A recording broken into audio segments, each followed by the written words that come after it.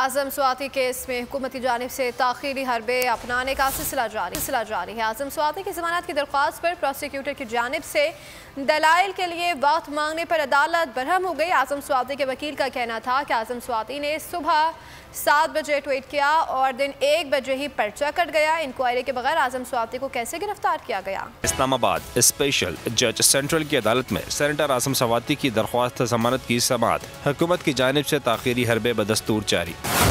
दौरान समाअत प्रोसिक्यूटर रिजवान अब्बासी ने दलाल देने के लिए तैयारी का वक्त मांगा, जिस पर अदालत बरहम हो गई।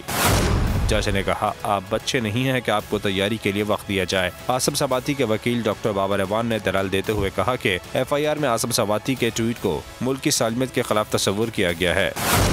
7 बजे ट्वीट किया गया और 1 बजे पर्चा कट गया। कहाँ इंक्वायरी हुई और कब हुई? FIA बगैर इंक्वायरी के कैसे बंदे को गिरफ्तार कर सकती है? एक केस में चीफ जस्टिस ने कहा था कि अदलिया और पाकिस्तानी इदारे इतने कमजोर नहीं कि एक ट्वीट से गिर जाएं। केस की मज़ीद समाअत कल होगी।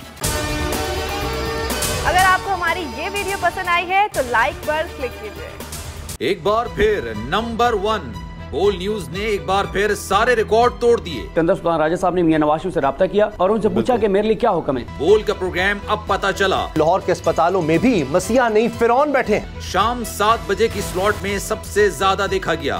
65% सार्फिन ने सिर्फ बोल देखने का इंतखाब किया। खून हल्का हवलदार का ही होता है, पुलिस के खिलाफ तो न जाने कितने प्रोग्राम्स हैं। क्योंकि बोल है नंबर 1। सबसे ज्यादा व्यूज, सबसे ज्यादा रील्स और सबसे ज्यादा रेटिंग के साथ बोल अब भी नंबर 1 पोजीशन पर बरकरार। सब्सक्राइब करें और बेल दबाएं ताकि कोई खबर रह न जाए।